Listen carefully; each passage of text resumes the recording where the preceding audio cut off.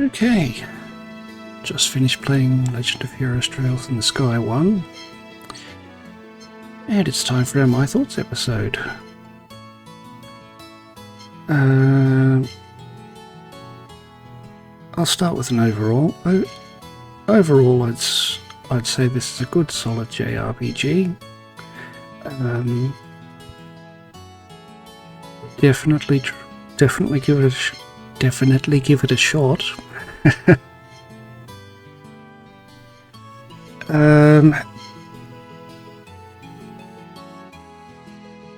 Yeah, definitely give it a shot. Definitely without my monotone droning on in the background. Do the voices yourself. Okay.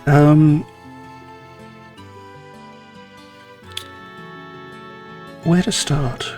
Okay, the story.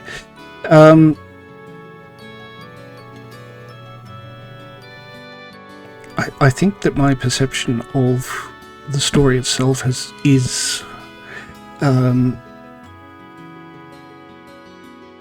slightly tainted by the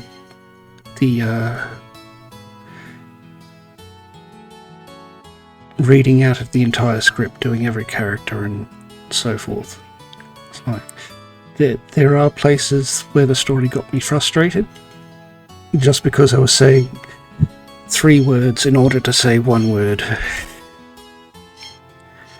And yes, I do realise that it is the style for characters to say another character's name when they're doing stuff, but when you don't use your voice that often and you do something like this, it does things to your voice. I'm sure you noticed that I got scratchier as the playthrough went on. So yes, there is some wear and tear on the voice from narrating the entire thing. Yes, the gameplay time is probably about 10 to 20 hours longer for having narrated it rather than it just be silent, but that's fine. The story was solid. Things for the most part made sense. Did not see the ending coming though. That was a big twist, that ending.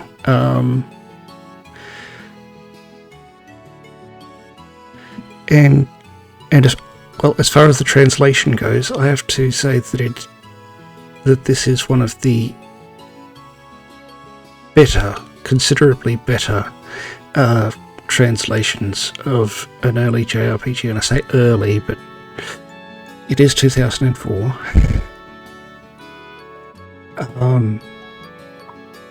There was no English. It made sense in English what the characters were saying and so forth. There wasn't anyone I found overly annoying either, which is sort of a unique thing. Because there tends to be just one character that I go, yes, I absolutely hate that character. That character is so annoying. But didn't seem to find one in this episode, in this playthrough. I mean,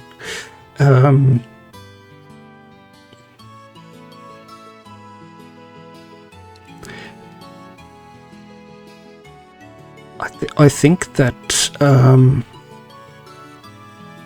the Gransel portion, so that the final chapter, possibly dragged on I won't say a tiny bit. I think it dragged on not even a little bit. I think it dragged on too long. Not just because of the entire episodes full of hours of me just talking.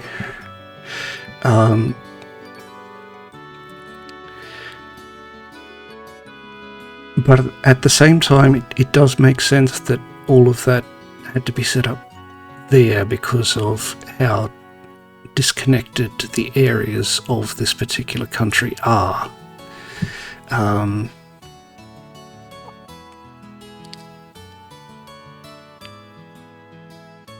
So most of the investigation into what was actually happening, as in actually happening in the big part of the story, had to happen in the Gransel portion of it. But yeah,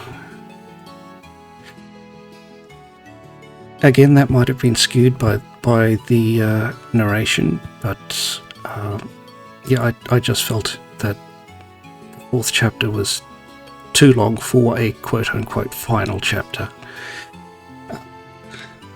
Perhaps it could have been split in two. I'm not sure.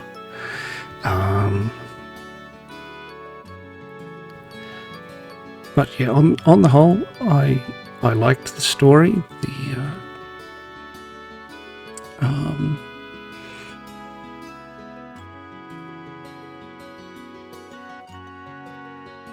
Yeah, no, I liked the story. The translation was extremely good.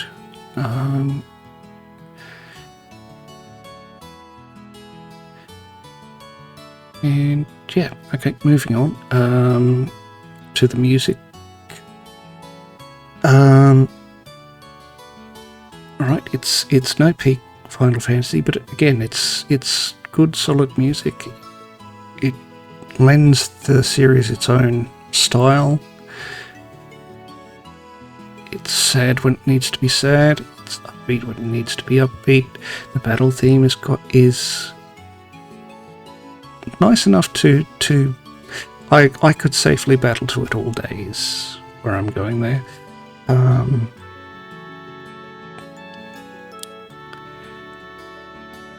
Yeah, it's different enough and also familiar enough. It's a good soundtrack. The characters, yes, the characters.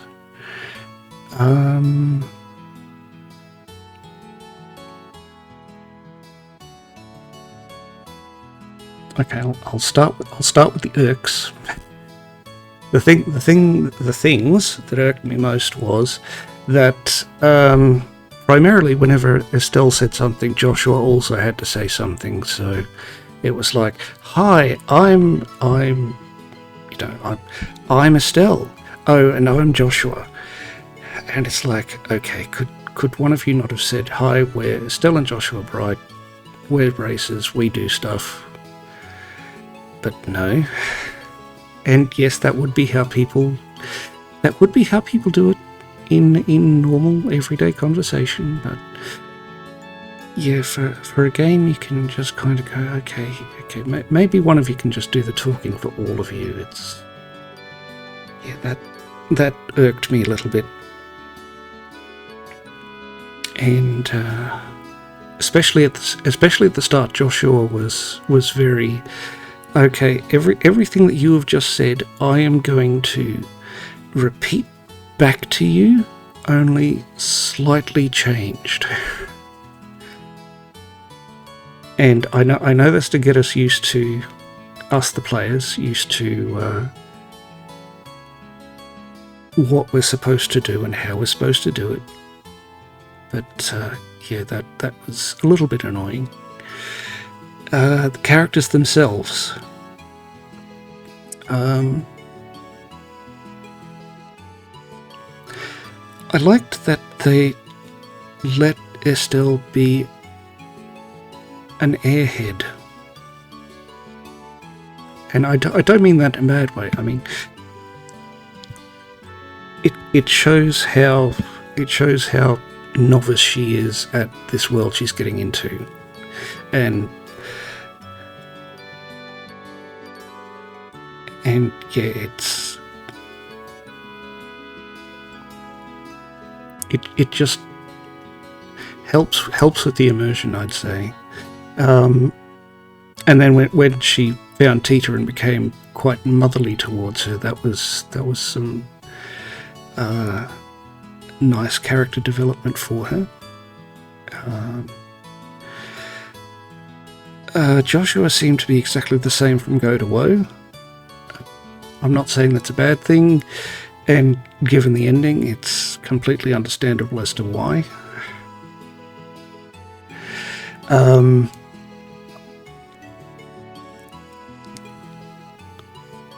But yeah, he was just very, very much the same as, except for the very end when he did what he did. He was very much the same all the way through.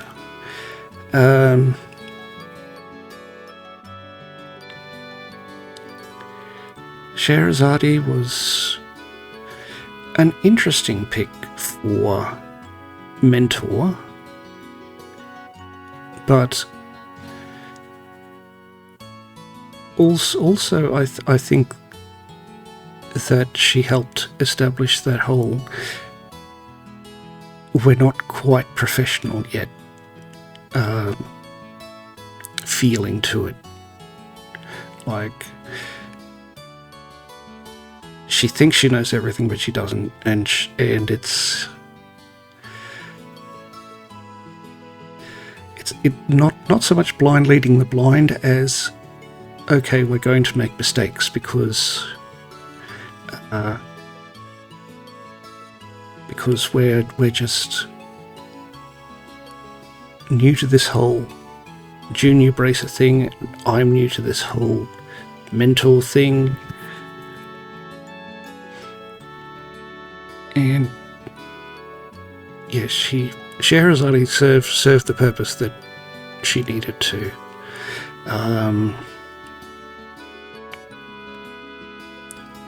Yeah. Oh, who was next? Chloe. Chloe was next, wasn't she? Yeah, Chloe had no idea she was going to turn out to be the princess.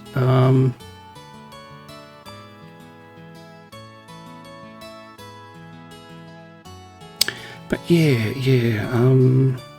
gee, what to say about her? She did seem quite at home being a student, is what I'll say. Again, she comes across as quite naive in the world, particularly when it comes to, yes, I've been trained with the use of this rapier, but I really don't want to use it, even when I really should use it.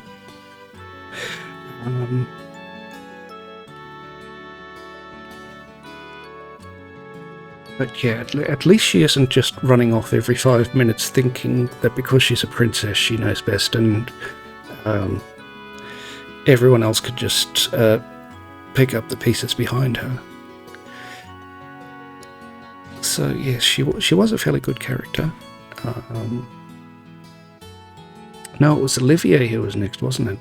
So, okay, Olivier, quite a bohemian soul is Olivier.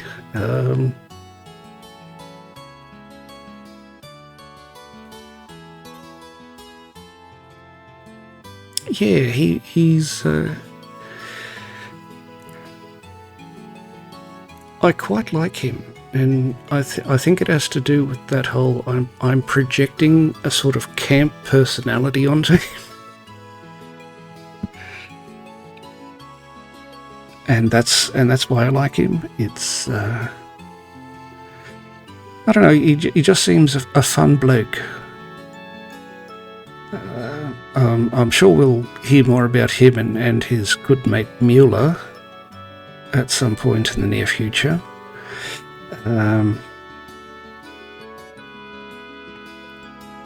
But yes, provided some much needed levity at times. So on to Agate then. Red-haired cloud. Yes.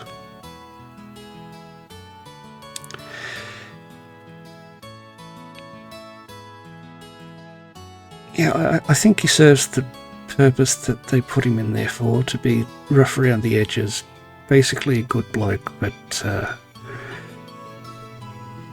yeah, it doesn't take none of that, if you get my meaning. possibly he could have done with a bit more screen time, I think.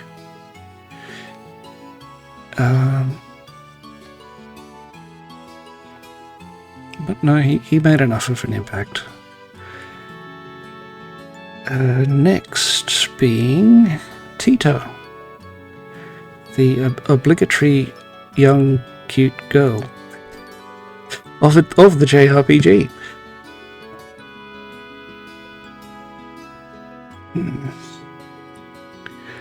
I think her.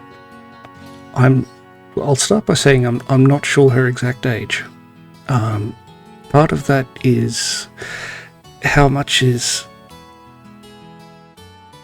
obscured by the fact that Sprite is the same height as everyone else, and partly because sometimes she seems older, sometimes she seems younger. Yeah, so it's difficult to tell her age, but yeah, she wasn't annoying the way that some of those obligatory cute girl characters can be written. And in saying that, I do like quite a few of those obligatory cute girl characters in quite a few other games. Even ones that I apparently shouldn't, but anyway.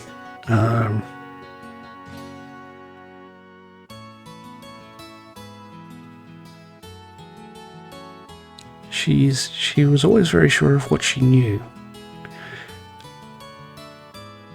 And they showed that early with her by her volunteering to go out and fix the pump down at the hot springs.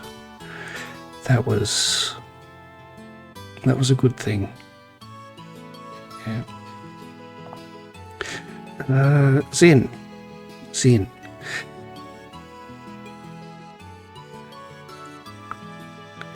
Zin is curious to me.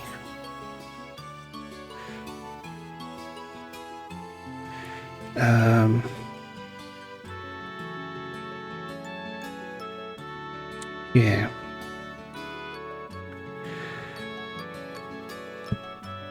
And I can't even say who he's the strangest mix of, because I can't tell.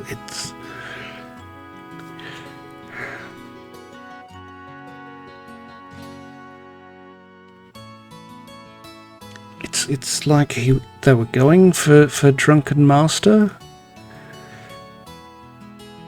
but he was always sober when he needed to be. So it's like, okay, what's going on there? It was yeah. He was a curious one. I once said I didn't like him because he was quite lovable, quite approachable. Yeah, he just seemed a little odd to me. The bad guys, the suite of bad guys. The one issue that I have with the bad guys is they were always explained away as the only reason they did their bad stuff was because they had their memory wiped and replaced, and it's like, okay, that's an ongoing theme, but you know, people can just choose to do the bad guy stuff themselves, you know. They don't have to be memory wiped and personality changed. They can just be, okay, you're doing something evil over there. How about I do something evil over here that helps you out, and you pay me to do that? But it could be a thing. But, the mayor in particular, it's like, okay, you have enough. The backstory that we got for the mayor with his family and their connections and what happened to them, that would have been enough for the mayor to go, yep, okay, I'm just going to be an evil little mare while presenting as a good little mare. But yes, following the ending, yes, I do understand why they were all mind controlled and so forth. I just, yeah. Sometimes the blame's just got to fall on some person being evil. That's just my opinion, and I'm sorry to have that if it offends anyone. The allies.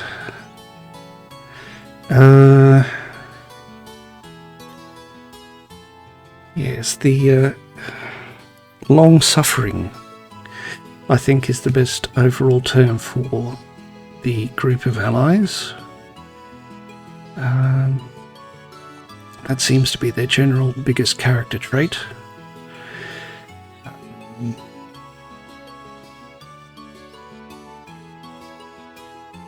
Well, yeah, they were mostly decent people who were trying to do mostly decent things, and that works as well.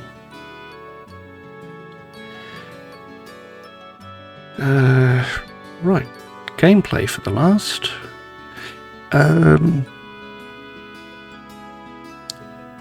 I remember saying at the start I had no idea what Estelle was supposed to be as regards to the orbs and so forth.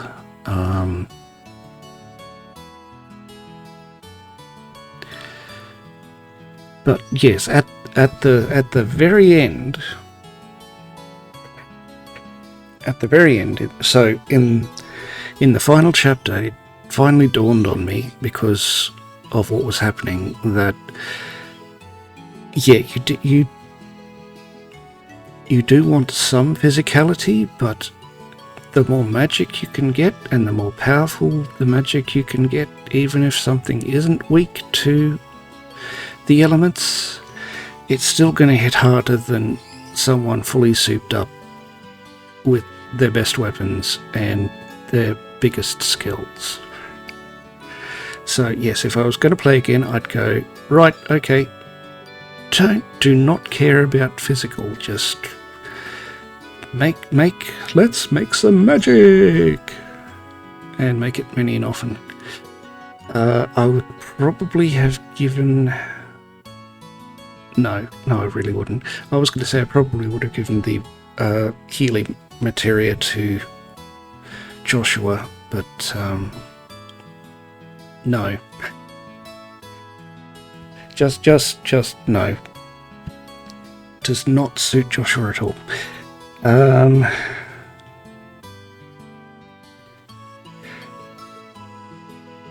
Doing additional reading after the fact, there is a way to get a lot of crystals during the prologue. Would I recommend doing that?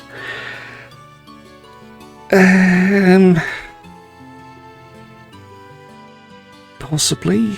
I mean, there were definitely periods where you were just starved of a certain type of shard, and you could not get it from any monster nearby for love nor money. So there was no way you could upgrade someone's augment. The battles themselves, for the most part, right up until the end. There is a theme going here with right up until the end. Yeah, they were... The tough ones were close but doable. And the easy ones were mostly easy, and you did see me running through places just not attacking monsters, or trying not to be attacked by monsters, because we'd out-leveled it. And the reward, EXP-wise, was just not worth doing it, which is why I think they went with that to begin with, so that you didn't have to grind and so forth.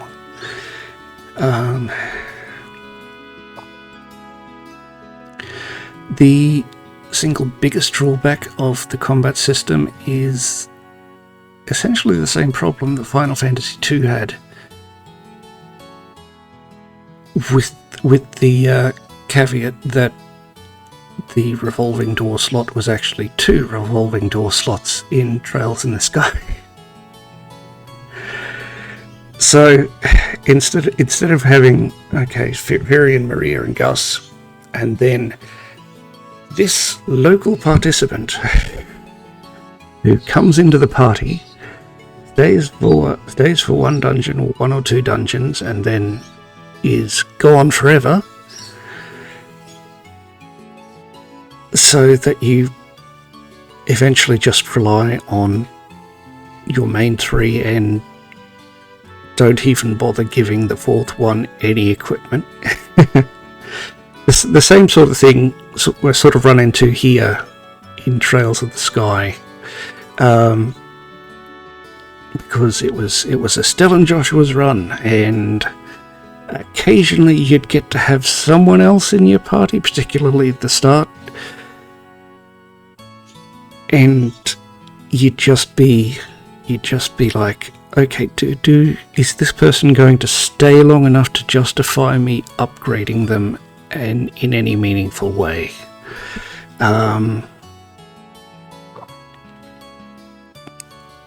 So yeah, that's something to consider in your own playthroughs if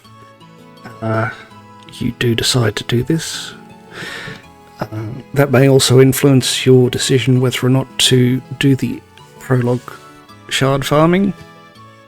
Not going to judge one way or the other, because I don't care. It's an offline game. It's a single player game. You do what you want, what makes you happy in a single player game.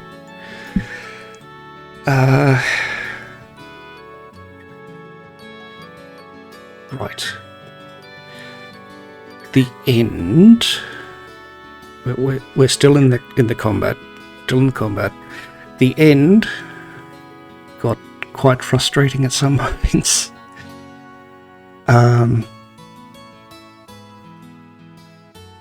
Where it was just a slog to get through certain things, and nothing you could have done in order to make it easier would have actually made it easier, because it was just meant to be a slog.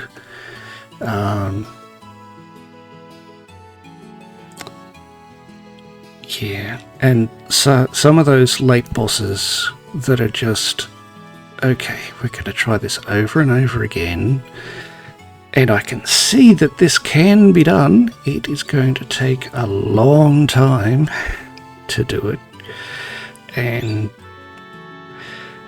yeah, it didn't have to be that way. But this was their first game, so hopefully it will improve over the next 13.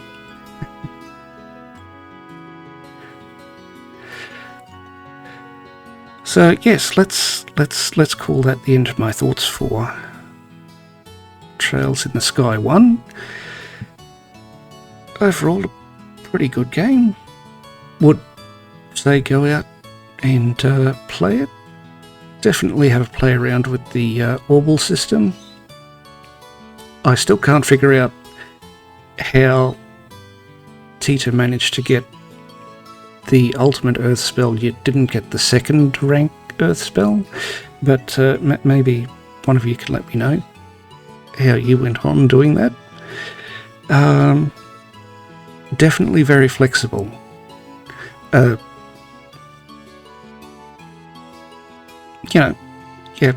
Just the limit breaks are either single or multi-target, but you can choose them. It's fine.